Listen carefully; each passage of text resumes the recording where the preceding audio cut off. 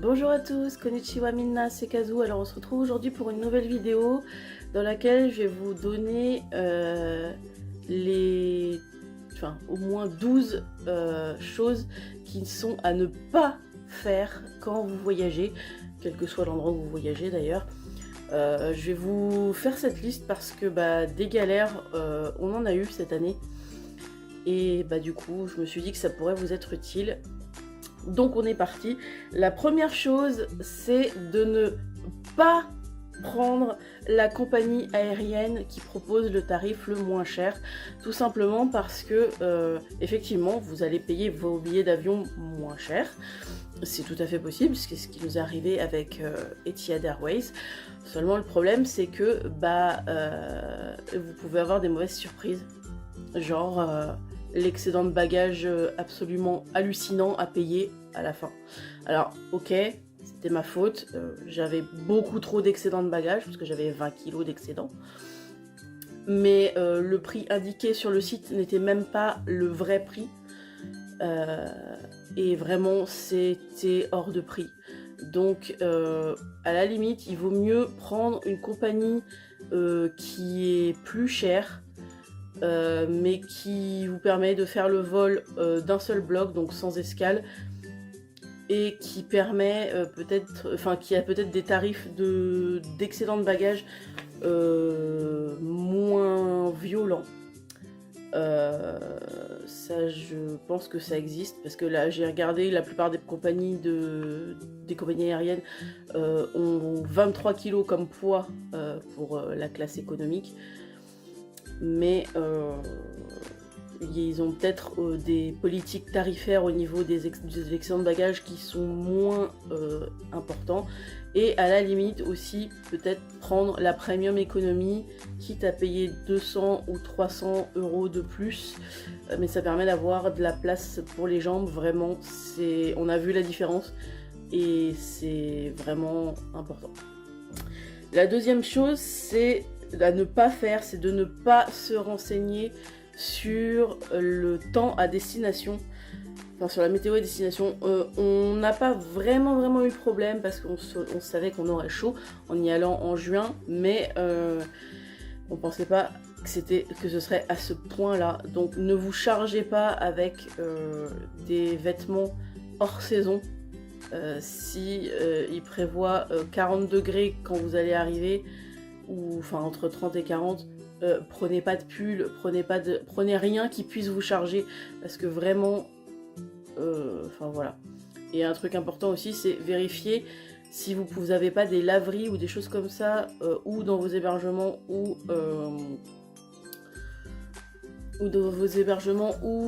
autour, parce que si ça vous permettra de prendre moins d'affaires si vous pouvez faire des lessives sur place. C'est ce qu'on a fait nous, et franchement on en était très contents. La troisième chose à ne pas faire, c'est de ne pas vous renseigner sur les us et coutumes locales, parce qu'avec Prune, ça nous a énervé tellement de fois de voir les gens faire n'importe quoi dans les temples et les sanctuaires, qu'on s'est dit c'est pas possible de se renseigner aussi peu, ou de pas se renseigner. Je veux dire, c'est un manque de... Je sais pas, c'est un manque de politesse, c'est un manque de savoir-vivre, c'est un manque de tout ce que vous voulez. Faites pas ça, vraiment. La quatrième chose, c'est de ne pas choisir un hébergement qui n'a pas de frigo. Alors bien sûr, ça ne vaut que si vous n'avez pas pris un hôtel ou un truc comme ça. Mais genre par exemple, notre troisième hébergement à Tokyo, il y avait pas de frigo du tout, donc on était obligé, autant à Osaka et à Hiroshima on pouvait acheter plus et laisser dans le frigo pour le lendemain. À Tokyo on était obligé vraiment de nous faire nos courses au jour le jour, et si on prenait trop, tant pis pour nous, fallait qu'on mange tout.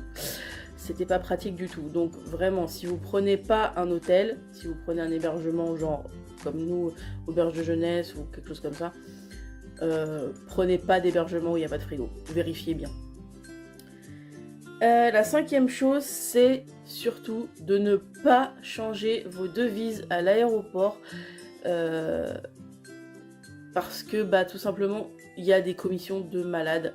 Alors, je me suis pas rendu compte au Japon parce que c'était au Japon, donc je me rendais pas compte s'il y avait vraiment beaucoup de commissions. Mais en France, en tout cas, ou en Europe, en tout cas, ne faites pas votre change à l'aéroport. Vraiment, vous allez y perdre beaucoup, beaucoup, beaucoup. J'avais fait un test avant. Si j'avais changé mes devises à l'aéroport, je perdais l'équivalent de 20 000 yens. C'est énorme. Donc faites votre change avant ou alors faites des retraits sur place, mais surtout faites pas de change à l'aéroport.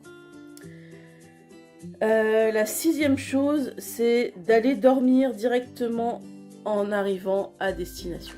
Ça, je l'ai déjà dit plusieurs fois, mais vraiment, faut pas faire ça, parce que si vous allez dormir en arrivant à destination et qu'il n'est pas une heure normale de dormir, c'est-à-dire après 21h, vous allez être complètement décalé, mais vous allez être décalé pour longtemps. Donc, faites pas ça. Si vous arrivez le matin ou dans l'après-midi, occupez-vous jusqu'à ce qu'il soit une heure normale pour aller vous coucher. Sinon, vous allez être foutu et vraiment, vous allez en souffrir pendant un bon moment. Ensuite, la 7e chose, la 7e erreur que j'ai faite, c'est de prévoir des journées très chargées. Pour ceux qui ont vu les vlogs, vous le savez, mais je vais vous dire aussi à vous qui ne l'avez peut-être pas vu. Quand j'ai fait mon planning, mon programme, j'ai prévu des journées extrêmement chargées dès les premiers jours. Et c'était une très mauvaise idée parce qu'on a fini la première semaine sur les genoux. On était épuisés dès la première semaine et il nous en restait 3 à faire. Les 3 suivantes, on a été obligé d'alléger beaucoup le programme et de faire sauter des choses qui étaient prévues ou de les décaler ou voilà. Donc n'ayez pas les yeux plus gros que le ventre. Essayez de voir ce qui vous semble le plus important à faire comme visite et ne surchargez pas vos journées parce que le but des vacances c'est aussi de se reposer et si vous êtes trop crevé vous reposerez pas, donc ne chargez pas vos journées. La 8e chose, c'est de partir sans avoir une solution pour avoir internet. Nous, on avait pris un pocket Wi-Fi, vu que je l'avais déjà eu en 2018 et que je savais que c'était bien. Sarah avait pris une puce japonaise qui lui permettait d'avoir internet. Mais ne partez pas sans rien. Encore une fois, je l'ai déjà dit dans la vidéo comment partir au Japon pour le moins cher possible. Je vous remettrai le lien quelque part ou là-haut ou en barre d'infos.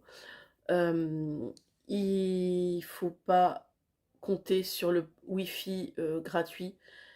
Il existe, c'est vrai, il est là dans plusieurs endroits, mais il n'est pas toujours évident à capter. Et si vous n'avez pas internet pour vous diriger avec les transports, vous êtes foutu, vraiment. On l'a vu à plusieurs reprises. Avoir Google Maps nous a sauvé la vie. Donc, ayez toujours vraiment une solution pour avoir internet. La 9e chose à ne surtout pas faire, c'est d'allumer vos données mobiles, même quelques secondes. J'ai allumé mes données mobiles genre 4 secondes à Abu Dhabi, je crois. Et j'ai eu 47 € de hors forfait pour 4 ou 5 secondes. Faites pas ça, vraiment. C'est infernal, c'est horrible. Faites pas ça, jamais. La 10e chose, là ça va dépendre de vos revenus et de ce que vous avez prévu comme budget, mais évitez de faire autant de shopping que j'en ai fait. Parce que j'étais ravie de faire beaucoup de shopping, c'était génial, dépenser sans compter, c'est génial. Seulement la surprise de l'excédent de bagages à la fin et la somme monstrueuse à payer à la fin, ça bousille la fin des vacances. Donc si vous avez du shopping à faire, ou faites-en moins, ou trouvez une solution qui ne soit pas, qui ne soit pas vos valises. On aurait pu, et j'aurais dû le faire finalement, s'envoyer des choses par la poste ou passer par l'envoi par bateau ou quelque chose comme ça. ça serait revenu beaucoup moins cher que ce que j'ai payé au final. Donc, faites pas ça. Ne faites pas trop de shopping. La 11e chose, c'est d'acheter vos souvenirs dans un quartier touristique. Parce que clairement, les prix dans les boutiques des quartiers touristiques sont abusés. On a vu ça à Miyajima et à Kyoto. Juste pour des paires de baguettes, ça allait de 400 yens à plus de 2000 yens. Alors ça dépend aussi de la qualité des baguettes, mais vraiment, pour des choses basiques qu'on trouve dans toutes les boutiques attrape-touristes, ça peut varier du simple au double. Donc n'achetez pas vos souvenirs dans les quartiers touristiques. Éloignez-vous-en et vous payerez moins cher. Et la dernière chose, c'est d'oublier de faire détaxer vos achats. Alors, c'est pas possible dans toutes les boutiques, mais en général, quand c'est possible, c'est écrit en énorme sur la façade et dans le magasin. Donc, n'oubliez pas de faire détaxer vos achats. Parce que vous pouvez récupérer quand même pas mal de yens. Quand j'ai fait mes gros achats au Tower Record d'Osaka, j'ai réussi à récupérer quasiment 5000 yens avec la détaxe. Donc, bah voilà, c'est pas négligeable de récupérer des sous. Et bien voilà, c'était les 12 choses à ne pas faire. Alors il y en a peut-être d'autres, hein, mais bah... s'il y en a d'autres, ça ne m'est pas venu à l'esprit. J'espère que cette vidéo vous sera utile. Merci d'avoir regardé cette vidéo. Pensez à la liker, à la commenter et à la partager. Pensez aussi à vous abonner à la chaîne et à activer la cloche de notification pour ne pas louper les prochaines. Et moi, je vous dis à la prochaine. Ciao, ciao.